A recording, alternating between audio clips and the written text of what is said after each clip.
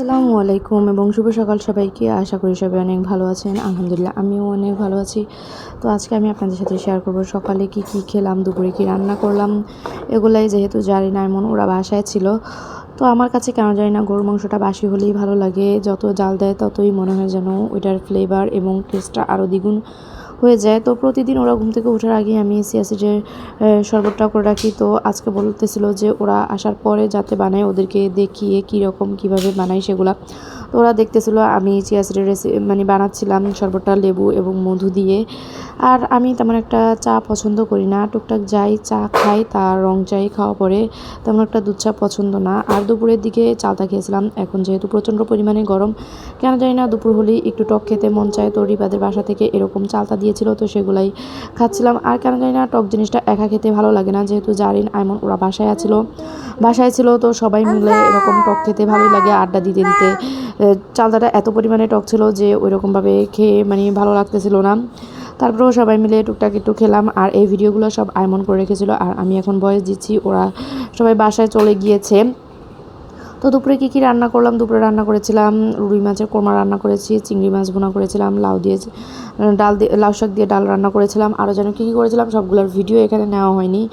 তো এই আইমন ঘুরে ঘুরে সব কিছু দেখতেছিল আর আমাকে কাজে টুকটাক একটু ঘুরে ঘুরে হেল্প করতেছিল।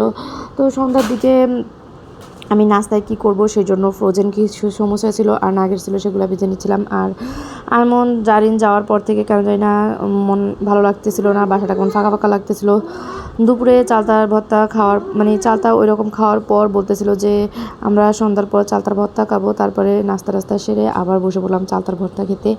তো বোনেরা যেহেতু সবাই একসাথে আছি, টুকটাক একটু আনন্দ বা একটার পর একটা কিছু করতেই থাকি।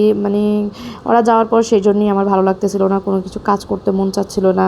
কেন জানি না বাসাটা ফাঁকা ফাঁকা লাগতেছিল, খালি বারবার ওদের কথা মনে পড়তেছিল, কেন যেতে দিলাম ওদেরকে, আরও থেকে গেলে ভালো হতো। কিন্তু সবারই তো কাজ আছে, সবারই সবার মতো করে কাজ থাকে, যার যার কাজ। এখন আমি তো সেটা বাধা দিতে পারি না। তারপরে ওরা অনেক দিন ছিল এখানে, সেই জন্যই অনেক খারাপ লাগতেছিল, অনেক মিস করতেছি ওদেরকে, খুবই মনে পড়তেছিল।